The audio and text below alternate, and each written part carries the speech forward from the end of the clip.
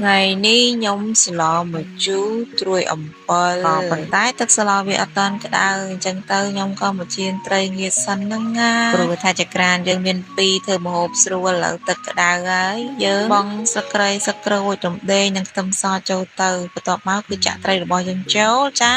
ហើយបន្ទាប់ពីនោះមកគឺខ្ញុំបង់តែប្រហុកទេនេះប្រហុកហ្នឹងគឺឆ្ងាញ់មែនតែនឈ្ងុយមែនតែនបន្ថែមជាមួយនឹងដុំស៊ុបមួយដុំចាប៉ុណ្្នឹងឯងមុខម្ហូបរបស់ខ្ញុំបង់គ្រឿងតែប៉ុណ្្នឹងមានតែប្រហុកនិងដុំស៊ុបឆ្ងាញ់យកទៅណាមិនអស់បន្ទាប់មកយើងបន្ថែមជាមួយនឹងម្ទេសបុប្ផាស្រស់ប្រំប្រៃរបស់យើងចំនួន4គ្រាប់ហើយបន្ទាប់ពីនោះមកគឺយើងដាក់ត្រួយអំពិលដែលយើងចិញ្ច្រាំចូលទៅដាក់ពីវែកហើយកូរកវាដល់ពេលហើយទៅផ្លក់ចុកផ្លក់ឡើងវាអត់តាន់ជូរវាស្ទើរជូរចឹងថែមវែកទៀតនិយាយពីថាម្ហូបខ្ញុំថ្ងៃនឹងឆ្ងាញ់ខ្លាំងហើយកូរបដើកូរវឹកហ្នឹងមិនមែនកូរធ្វើអីណាកូរបដើផ្លក់បដើកូរបដើផ្លក់បដើឃើញថារសជាតិយើងឆ្ងាញ់ល្មមហើយបន្ថែមផលិតយើងចូលទៅ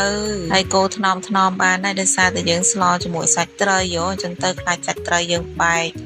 កូរថ្នមមែនតែនថ្នមដូចកូនងាថ្នមដូចកូនង៉ែតចឹងស្លយើងឆ្អិនហើយងាកមកមើលត្រីងៀតរបស់យើងនេះក៏ឆ្អិនល្មមផងដែរ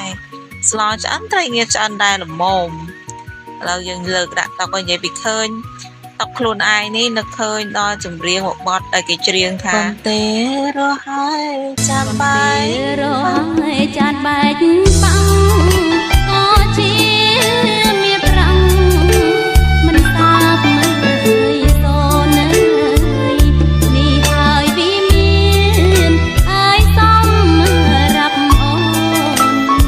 តោះសូមជើញបងប្អូនទាំងអស់គ្នាវិសាបាយជាមួយខ្ញុំចា